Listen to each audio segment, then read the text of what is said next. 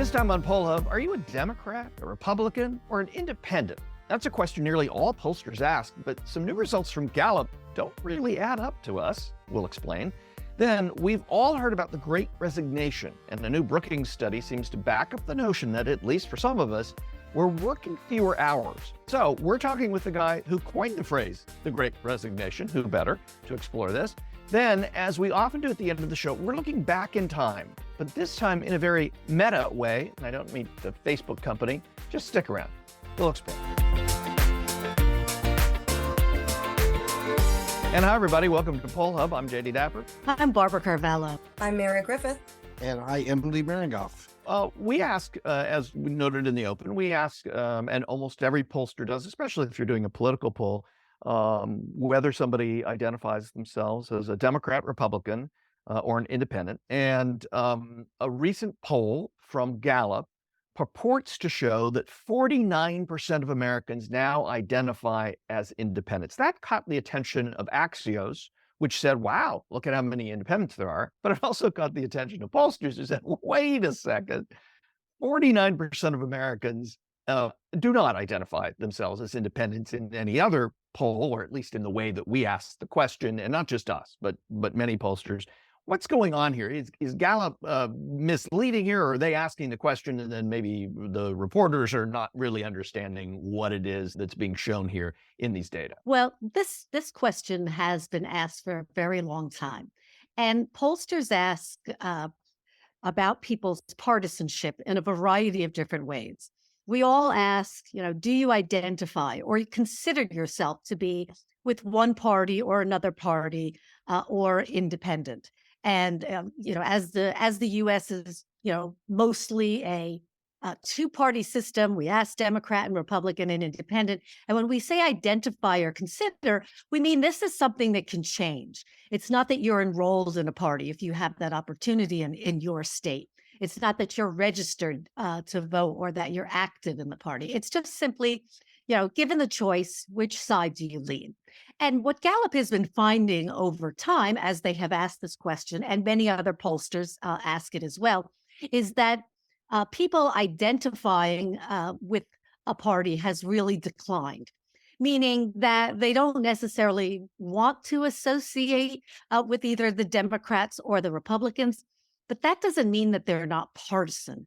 And I think in order to understand this question that we have from Gallup, we ask another question, which they do as well, but doesn't get highlighted as well, which is after you identify as an independent, we then say, well, do you lean to one party or the other party, the Democrat or Republican Party?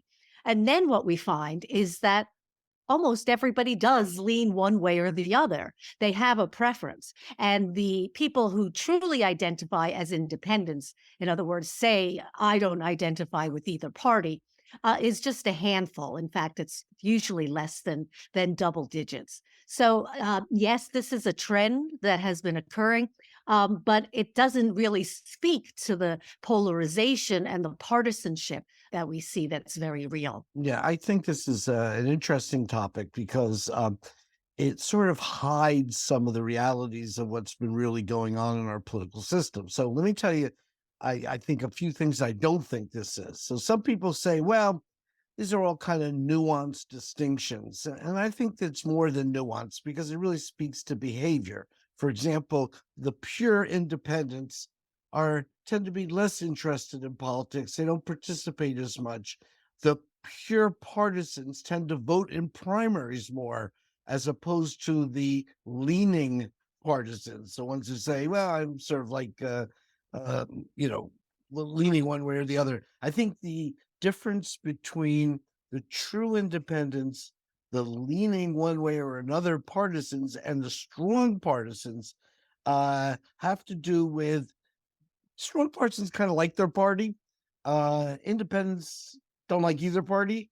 And the mild partisans, the weak partisans, really dislike the other party probably more than they like either party. So if I'm a mild Democrat, I'm probably more likely to dislike Republicans than to be gung-ho over the Democrats. So we hear there's a lot of nuances there. We hear the phrase that that the leaders are just closet Democrats and closet Republicans. Well, no, they're different. They're sort of closeted, but they're different. They actually behave differently, and their interest in politics is different. So, yeah, it's more than just a nuance. It really speaks to kind of like how our electorate is changed, and the pure independents have been pretty consistent at between 7 and 10%. They haven't been growing in leaps and bounds as the softer way of asking the question by Gallup would otherwise suggest. So that's sort of my take on sort of this stuff. So Phillip Bump, our friend from the Washington Post, and Charles Franklin, our friend from Marquette Poll, a great poll in Wisconsin, they both wrote about this and called this out. But Gallup's own numbers, and this is where I think it gets to, as you pointed out, Lee, you can't just ask the first question. You got to look at the rest of the data. Gallup's own numbers, and there's this great chart in the Phillip Bump article with Gallup's own data shows that the independent line in the middle, like you pointed out, really hasn't changed, number of true independents. But what has happened is what you're talking about. There are actually fewer hard partisan Republicans and fewer hard partisan Democrats than there have been over the last decade and a half. That number has consistently been shrinking on either side, and this messy middle is getting bigger. My question, though, is, sure, this is public opinion data, but we also have other data called voting statistics and results, right? We have election results. Yeah. And our election results don't seem to suggest that we're getting fewer partisans involved, that there's more room in the middle, other than the fact that we shift back and forth control of one house or the presidency in every election since 2008, I believe, or 2006. I can't remember. Based on a very small change in voters, because the conventional wisdom is that this massive number of independent voters are swing voters, and they're creating all these change elections. But really what they are is they're just less loyal. They're really not into the party dynamics, which is why they don't vote in primaries as much, which is why we understand primaries are more extreme events where people who participate tend to be really bought into a party ideology, perhaps even more so. I know in my classes, sometimes I say the country is becoming more partisan and less partisan at the same time.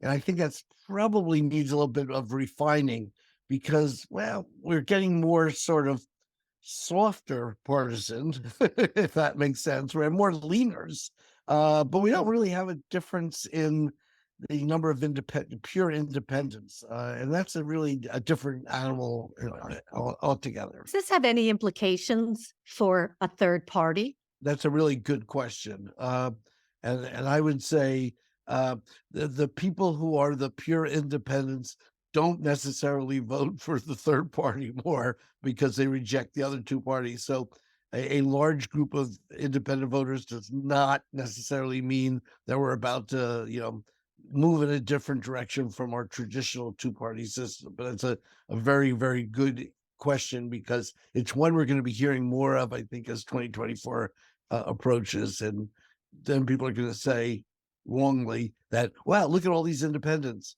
There's a good grounding for a foundation for a third-party movement. And the answer is not really.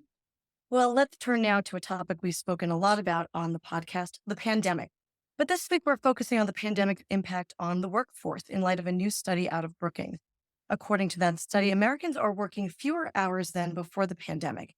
As of November 2022, workers are putting in 36.9 hours per week. That's down half a percentage point from January of 2020, when the average work week consisted of 37.5 hours. But what's going on? Are we all becoming a bunch of slackers? Well, it is my pleasure today to welcome Anthony Klotz to Phillip.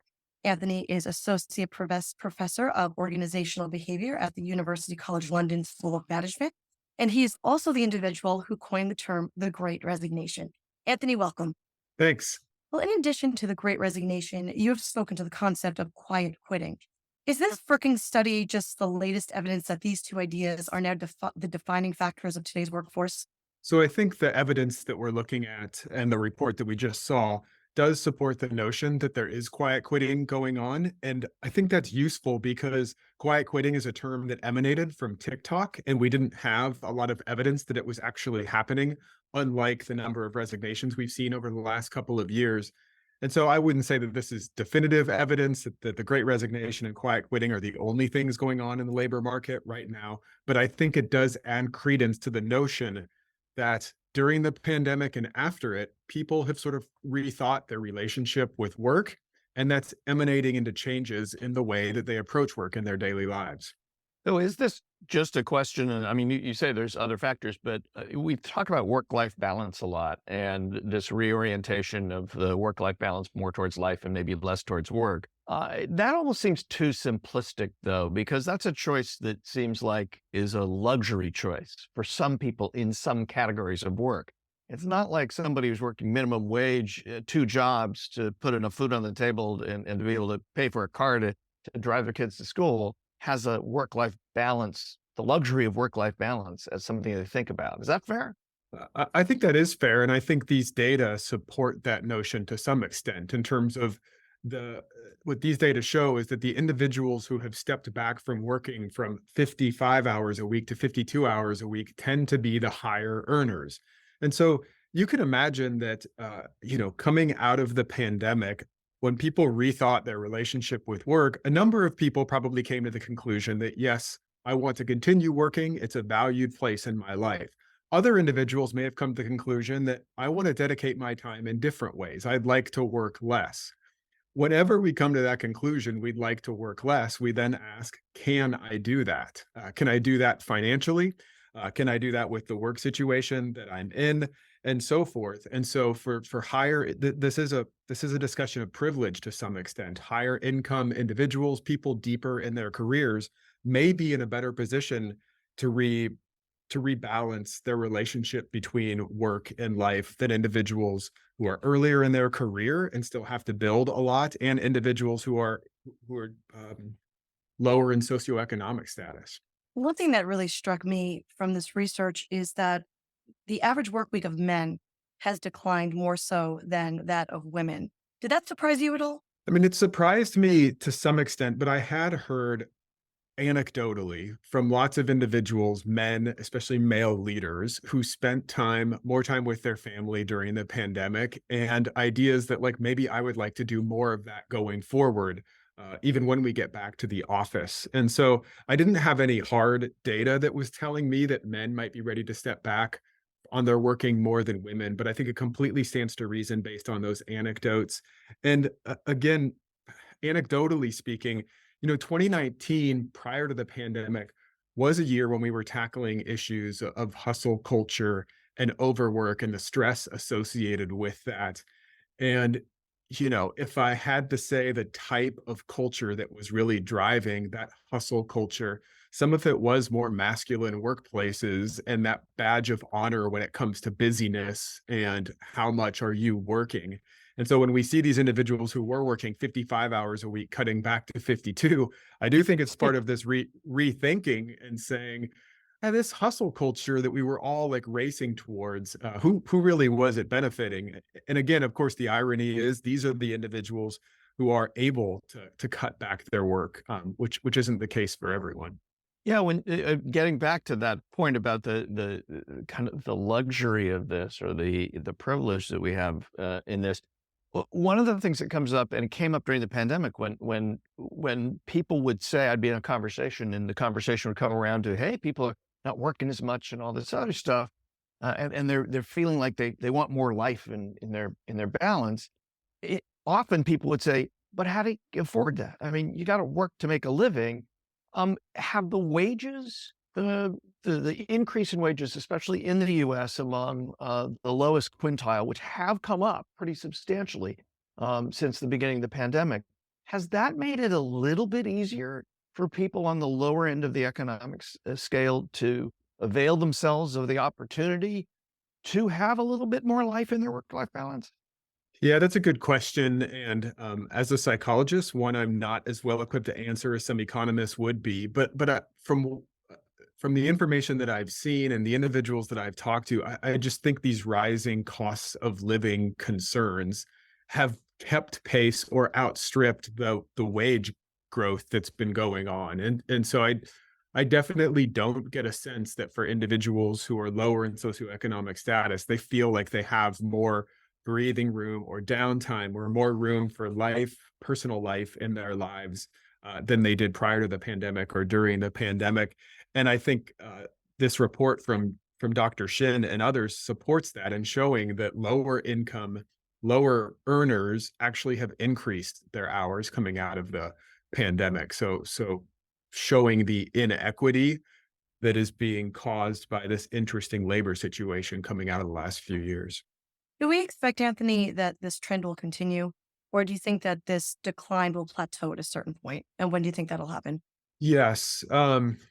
So I think it will plateau as individuals sort of find the rhythm that's right for them. And so I always thought that after an initial wave of resignations happened, we would enter into this period of reshuffling, which plenty of others have used that great reshuffling term as well. And I think we're in the midst of that right now, where people are trying out different ways of working and organizations are still testing the limits of working remotely, bringing people back into the office. Let's see what happens. Let's try 4-day work weeks and so forth.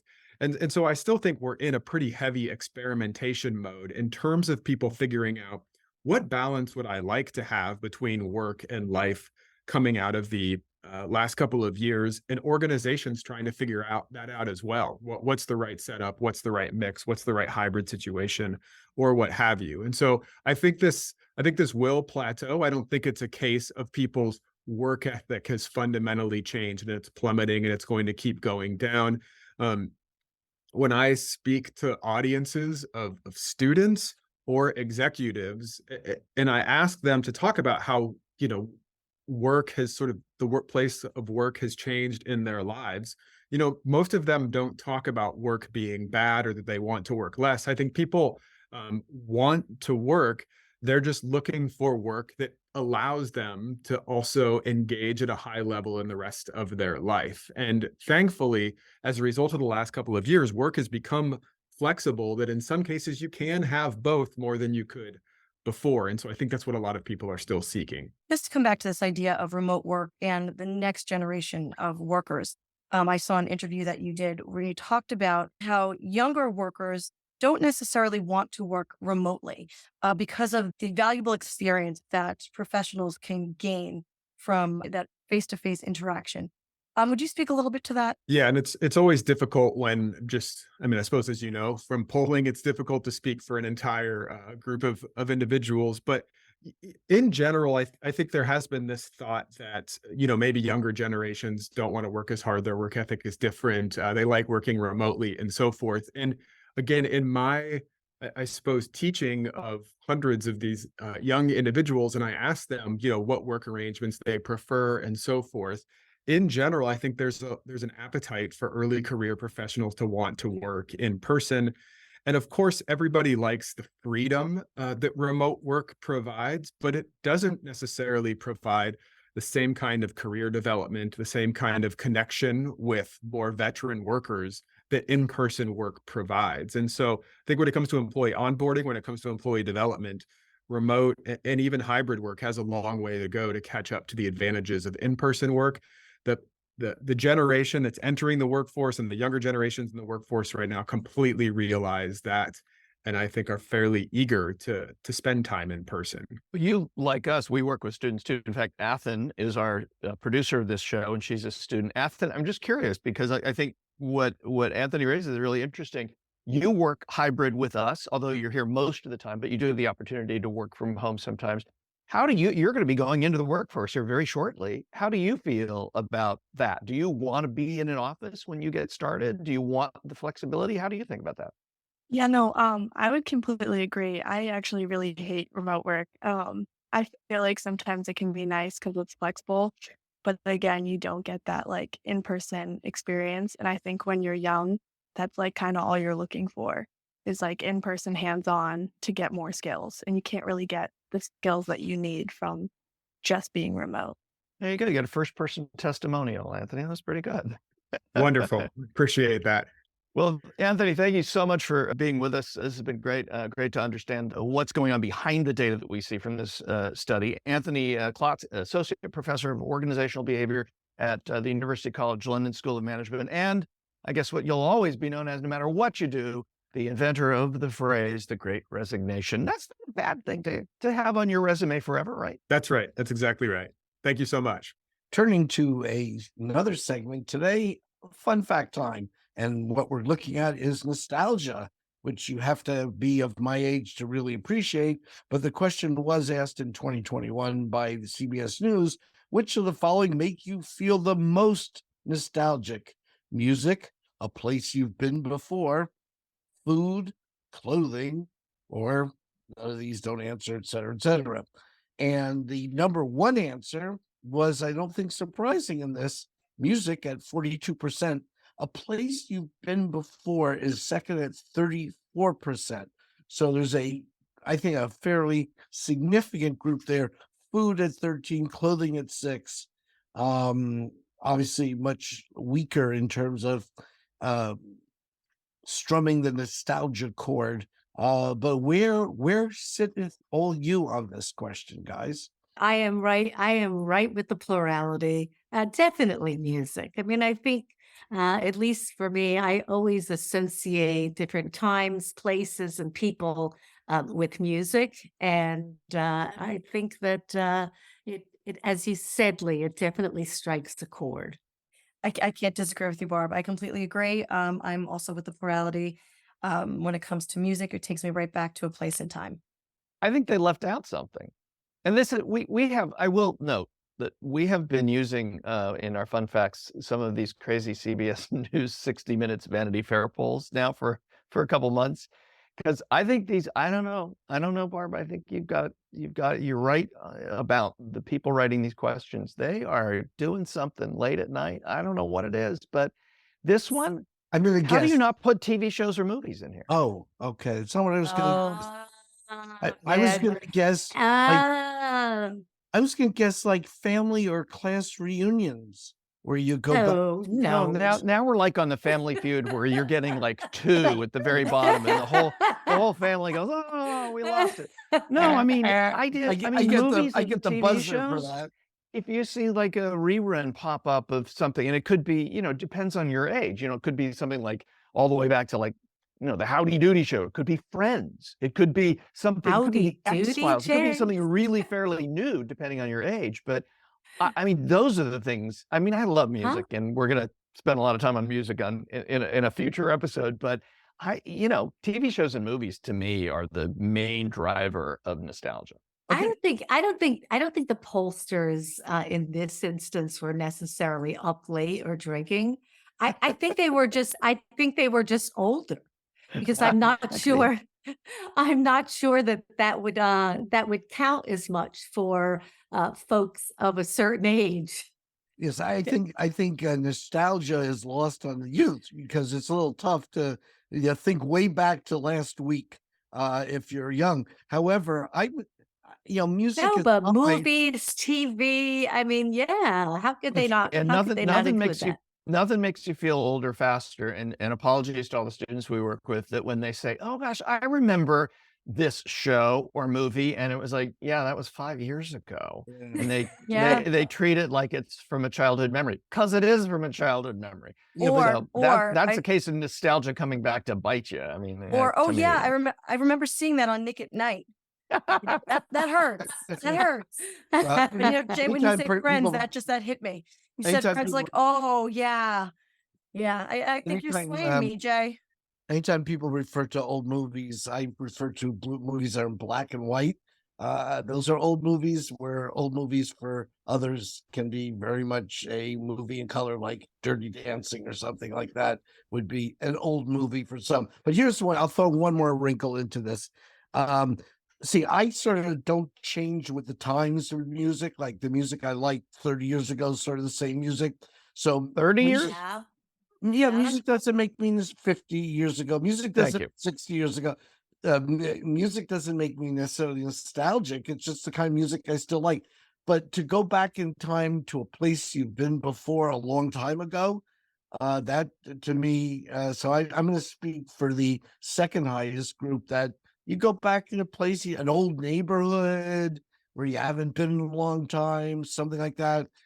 Gee, remember when, yeah. So so I see why there's a lot for that. Food I don't get. I mean, this food is stale. I had it 2 weeks ago. I mean, is that nostalgia? I don't know.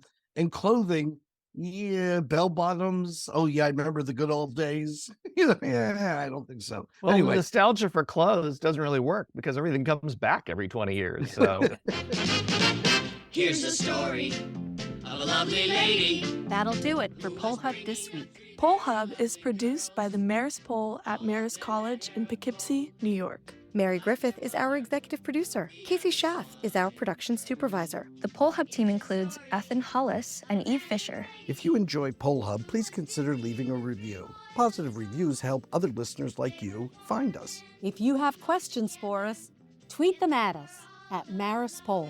remember, you can always tell your smart speaker to play Poll Hub, and with any luck, it'll cooperate. Finally, wherever you listen to Poll Hub, there is a subscribe button. Click it, and the latest episode will be ready for you in your podcast app as soon as it's released.